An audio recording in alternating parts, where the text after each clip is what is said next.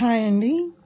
ఏ బిర్యానీకైనా, అది దమ్ బిర్యానీ అయినా, పులావ్ అయినా, కుస్కా బిర్యానీ అయినా ఇంట్లోనే సింపుల్గా ఈజీగా బిర్యానీ మసాలా పౌడర్ని ఎలా చేయాలో ఈ వీడియోలో చూపిస్తున్నాను.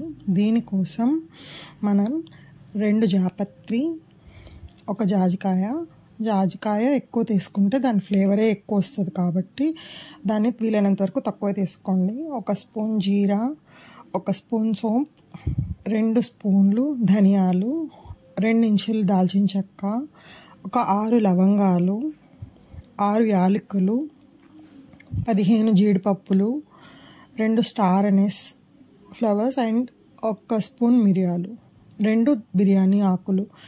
ఇవన్నీ కూడా లో ఫ్లేమ్లో ఫస్ట్ మనం జీడిపప్పుని ఒక 1 మినిట్ ఫ్రై చేసిన తర్వాత మిగతా బిర్యానీ మసాలా స్పైసెస్ అన్నీ కూడా వేసి మంచి ఒక అరోమా వచ్చేంత వరకు ఫ్రై చేయాలి.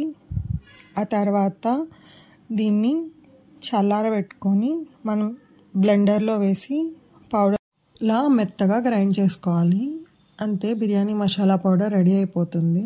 నేను ఆల్రెడీ మసాలా పౌడర్ యూస్ చేసి మటన్ పులావ్ రెసిపీని చేశాను. అది వీడియో కింద ట్యాగ్ చేస్తాను. Do check it out. Thank you. Bye.